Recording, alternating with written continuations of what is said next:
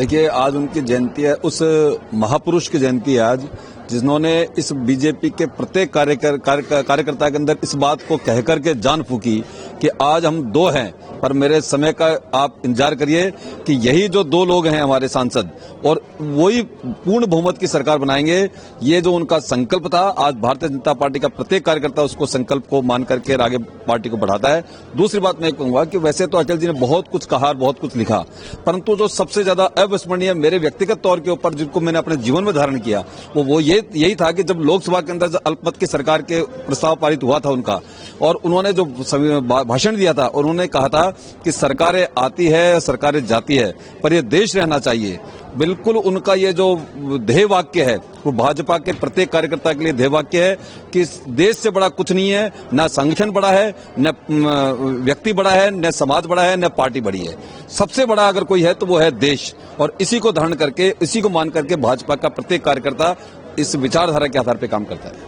देखिए, ये हमारे प्रधानमंत्री जी नरेंद्र मोदी जी का आज ये उनका जो काम करने का जो शैली है, और पूरे विश्व के अंदर भारत को विश्व गुरु बनाने की दिशा की ओर बढ़ने वाले जो स्थिति है, वो ही एक कदम है। क्योंकि जो सपना अटल जी ने देखा अपने अपने समय में, चाहे उन परमाणु विस्फोट के समय में हमने देखा हो, और चाहे नदियों को जोड़ने का विषय हो, सड़कों को जोड़ करके प्रधानमंत्री जो स्वर्णिम जो सड़क बनाने का जो थी, वो सारी बातें जो अटल जी ने अपने समय में चालू की थी, वो आज साकार रूप के अंदर परिणित होती नजर आ रही है। अच्छा, क्या कारण है? देखिए, बस सेवा शुरू करने के पीछे वो कोई बात नहीं है। सबसे बड़ी बात यह है कि भारत और पाकिस्तान के जिस प्रकार के आज भारत ने अपने सामने रखी है, पाकिस्तान के सामने जो अपनी बातें रखी है, उनके लिए भारत ने स्पष्ट रूप से कहा है कि जब तक इन बातों के ऊपर, इन जो भारत के लिए जो बात निर्णय है, वो निर्णयों को अगर पालना अगर पाकिस्तान नहीं करेगा तो ऐसी स्थितियां कभी नहीं आएगी।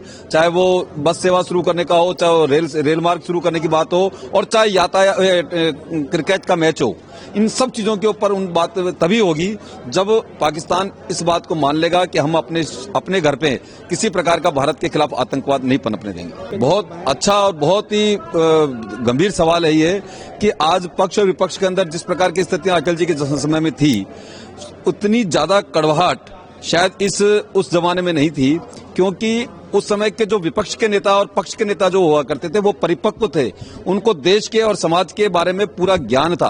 पर आज दुर्भाग्य इस देश का कि हमारे संसद के अंदर जो विपक्ष के नेता हैं वो इतने ज्यादा इमेच्योर हैं, और अपरिपक्वता के कारण से आज संसद के अंदर पूरी इस प्रकार के माहौल बना हुआ है, और उसके कारण से पूरे देश की जनता को इस बात को भुगतना पड़ रहा है। अटल बिहारी जी वाजपेयी भारतीय राजनीति के शिखर पुरुष थे। वो राजनीति के अजात शत्रु थे। उनका जीवन राजनीति के शिखर पर रहते हुए भी उनका मन सदैव बालमन बना रहा, और उनका जीवन जो था वो ऋषि जीवन की तरह था। इसी का प्रभाव था कि वो अक्रॉस द पार्टी लाइन उनके प्रति असीम सम्मान था, और तब के शीर्षस्थ नेता भी जब वो बोलते थे तो ध्यानपूर्वक उनकी बात को सुनते थे। वाजपेयी जी ने भारत के प्रधानमंत्री रहते हुए भारत को जो विकास की नई दिशा दी, वो हम सबके सामने।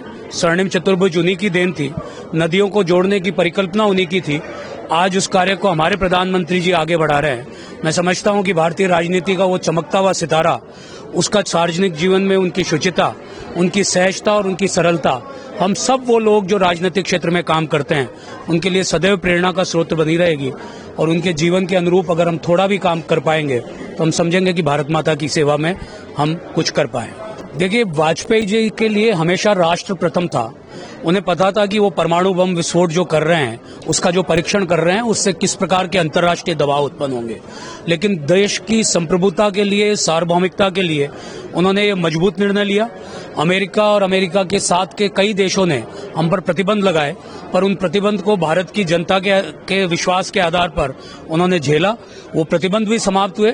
भारत उस दिन से ही विश्व शक्ति बनने की ओर बढ़ चला था, और आज फिर हम जिस तेज गति से हैं, तो आप निश्चित मानिएगा कि 2047 जब आएगा तब भारत विश्व की सबसे बड़ी राष्ट्रीय शक्ति के रूप में उभरेगा। विश्व के सबसे महान राष्ट्रों के रूप में वो हमारे सामने होगा, न सिर्फ आर्थिक तौर पर, सामरिक तौर पर, और विश्व को नेतृत्व देने वाले देश के रूप में। आज अटल बिहारी वाजपेयी की जो है जयंती है, और इस जयंती के उपलक्ष्य में भारतीय जनता पार्टी के प्रदेश कार्यालय के अंदर में उनकी पूरी यात्रा को दर्शाया गया है।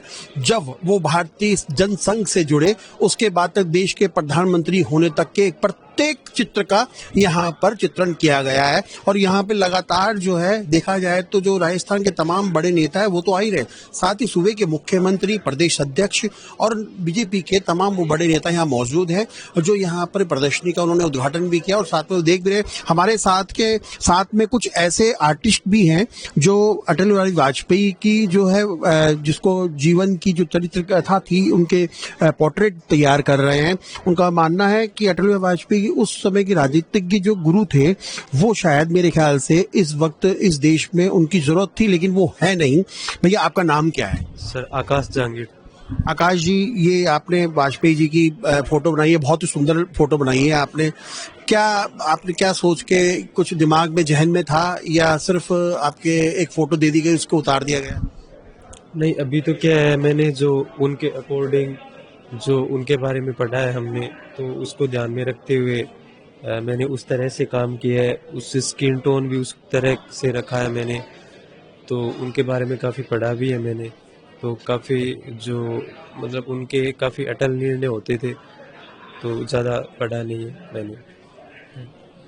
हमारे साथ में ये मैं जो है गीत नया गाता हूँ अटल बिहारी वाजपेयी की एक बहुत ही चर्चित कविता थी जिसको यहाँ पे इन बच्चों ने अपने जो है कलम के माध्यम से उतारने का प्रयास किया है और हूबहू वाजपेयी जी को कैनवस पे कैसे उतारा जाए उसका पूरा प्रयास किया है। और बिल्कुल अच्छा बेटा ये बताइए कि क्या सोच के बनाई, क्या दिमाग जहन में क्या था? कि ये एक महान व्यक्तित्व है और जिन्होंने हमें प्रेरणा दी है कि कैसे लीडरशिप के साथ आगे बढ़ा जाए। इनका जीवन बहुत कठिन रहा है बचपन से ही, पर फिर भी इन्होंने अपने जीवन को देश के लिए समर्पित किया। इसमें बहुत प्रेरणा मिलती है और इसी सोच दिमाग को रख के मैंने इनको बनाया है।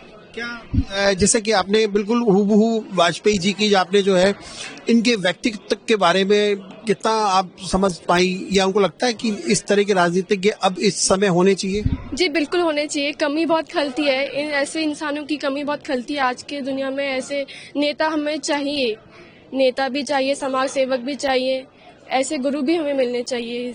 उनकी बहुत कमी है। क्योंकि ये जो आपने लिखा है ये बहुत उनकी चर्चित पंक्तियां हैं, गीत नया गाता हूं मैं। क्या लगा कि आपने पूरी कविता पढ़ी? जी पढ़ी है और इससे बहुत प्रेरणा भी मिलती है।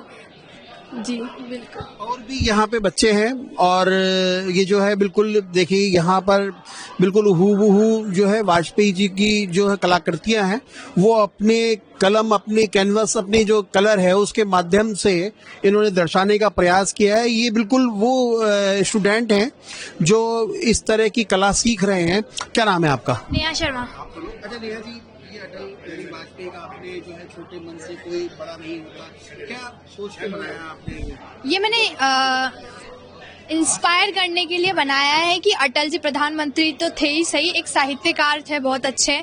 तो मैंने जागरूक के लिए, जैसे अभी युवा है तो उनको आगे करने के लिए या फिर इसको पढ़ के कुछ संदेश दे सके। जैसे मैंने लिखा है, बाधाएं आती हैं आए, गिरे पड़ले की गोर घटाएं, पाओ के नीचे अंगारे, सिर पर बरसे यदि ज्वाला है, निज हाथों से हंसते हंसते आग लगाकर जलना होगा, कदम मिलाकर चलना होगा। कि हमें सबको एक साथ आगे बढ़ना पड़ेगा, तो उसका लिखा है। लगता है कि जो ये कविता जो है ये हम अपने आज के जीवन में उतार पा रहे हैं? हाँ, अगर इनसे इंस्पिरेशन, क्योंकि इतने बड़े बड़े हमारे जो प्रसिद्ध जैसे हमारे अटल जी, तो उनसे हमें बहुत कुछ सीखने को मिलता है। और उनकी जो कविताएं हैं उनको अगर हम ध्यान से देखें तो उनमें शायद हमारे जीवन की जो कठिनाइयां हैं उनका समाधान है इन कविताओं में।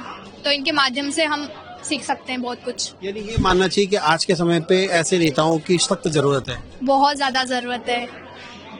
तो बिल्कुल आप देख सकते हैं बच्ची ने पूरा जो है अपने मन से इसे बनाया है और पूरी कविता जो 2 पंक्तियां लिखी हुई थी उसे भी उन्होंने पढ़ के बताया। और उन्हें लगता है कि आज की तारीख में ऐसे नेताओं की बहुत ज्यादा जरूरत है जो पक्ष और विपक्ष को साथ लेके चले, ये कह सकते हैं। और राजनीति के जो आज का स्तर है उस स्तर को सुधार पाए। क्यों? बिल्कुल सही है जी, सही है। जिस स्तर को सुधार पाए, जैसे अटल जी की परिछाया मैंने यहाँ पर नरेंद्र मोदी जी को बताया है कि हाँ, इनकी वजह से अभी देश का बहुत विकास हो रहा है। हाँ, इसलिए मैंने उनसे रिलेटेड यहाँ पर नीचे नरेंद्र मोदी जी को बनाया कि इनकी प्रतिछाया है वो, मेरा ऐसा मानना है। आज अटल बिहारी वाजपेयी की जयंती है और जैसा कि हमने पहले बता चुके हैं, बीजेपी प्रदेश कार्यालय के अंदर में उनकी जीवनी के प्रत्येक चित्रण को दर्शाया गया है। मुख्यमंत्री भजन लाल शर्मा ने जो है उसका उद्घाटन किया है। उप मुख्यमंत्री दिया कुमारी भी यहाँ पे साथ में थी और यहाँ पे अटल बिहारी वाजपेयी की जो है कलाकृतियों को जिस प्रकार से दर्शाया गया है वो अपने आप में बहुत ही अमूल्य है, क्योंकि बच्चों ने अपने दिमाग के चित्रण से जो उन्होंने सीखा कलम के माध्यम से या कलर के माध्यम से उसे यहाँ उतारने का प्रयास किया गया है। और साथ ही ये भी बताया गया है कि अटल बिहारी वाजपेयी राजनीति की वो शख्सियत थे, शायद उन्हें भुला पाना आज के युग में नामुमकिन है। हमारे साथ में जो है जिन्होंने यहाँ पे कलाकृति बनाई है उनसे हम बात करेंगे। बेटा, आपका नाम क्या है बताइए। मेरा नाम पूजा है। मैं ये जो आप बना रही है इलेक्ट्रिक से, क्या है ये सोल्डरिंग आयरन है। ये बर्न करती है वुड को। इसको जब वुड पे टच करते हैं तो गर्म होती है और उससे बर्निंग होती है। तो जितना देर तक उसको टच करते हैं उसे अकॉर्डिंग उसमें बर्निंग होती है। कम टच करता है तो उससे कम बर्निंग होती है, लाइट टोन्स आता है। ज्यादा देर तक टच करते हैं तो डार्क टोन्स आती है, वो ब्लैक हो जाता है। तो ऐसे मैं क्रिएट करती हूँ इस पेंटिंग को। तो इसको वुड बर्निंग बोलते हैं और इसको जला के मैं करती हूँ। राजस्थान में एकमात्र कलाकार मैं हूँ जिसको बर्न करके कार्य करती है। बना के दिखाएंगे आप कैसे बना रही हैं? जी।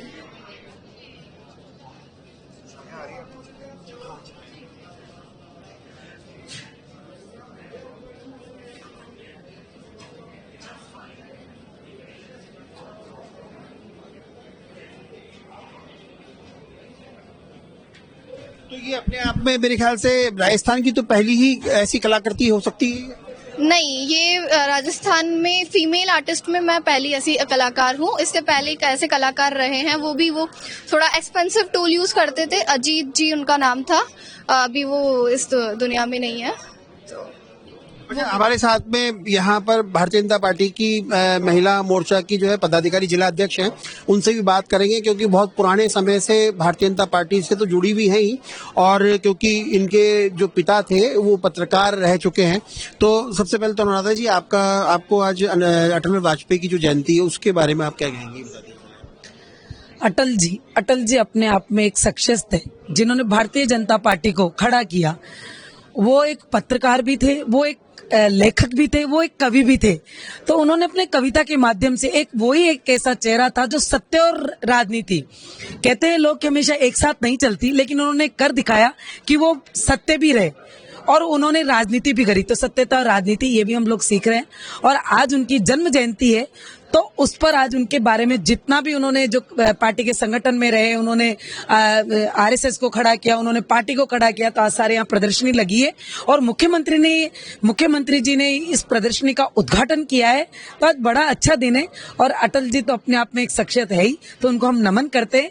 यही मैं हमारे साथ में क्या है, जयपुर नगर निगम ग्रेटर की पार्षद भी है और चेयरमैन भी है, उनसे भी हम बात करेंगे और उनसे पूछेंगे, क्योंकि ये प्रश्न इनसे इसलिए पूछेंगे क्योंकि ये वहाँ सदन जैसा भी हो, चाहे लोकसभा हो, चाहे राज्यसभा हो, चाहे विधानसभा हो, और चाहे वो नगर निगम पार्षदों का सदन हो।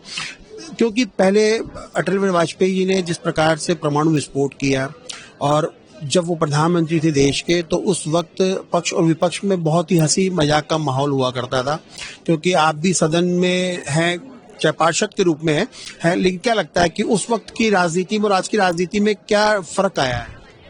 देखिए, मैं पहले तो सबसे पहले आपके चैनल के माध्यम से मैं हमारे देश के इस शख्सियत को नमन करती हूँ जिनका आज 100वीं जयंती है। और आज इस 100वीं जयंती पर इतनी सुंदर आर्ट का अवलोकन हमारे राजस्थान के मुख्यमंत्री आदरणीय भजन लाल जी व हमारे प्रदेश अध्यक्ष आदरणीय मदन राठौड़ जी ने की है। आप देख रहे हैं बहुत ही अच्छी कलाकार यहाँ पे स्टूडेंट्स ने अपनी कला से अटल बिहारी वाजपेयी को निखारा है।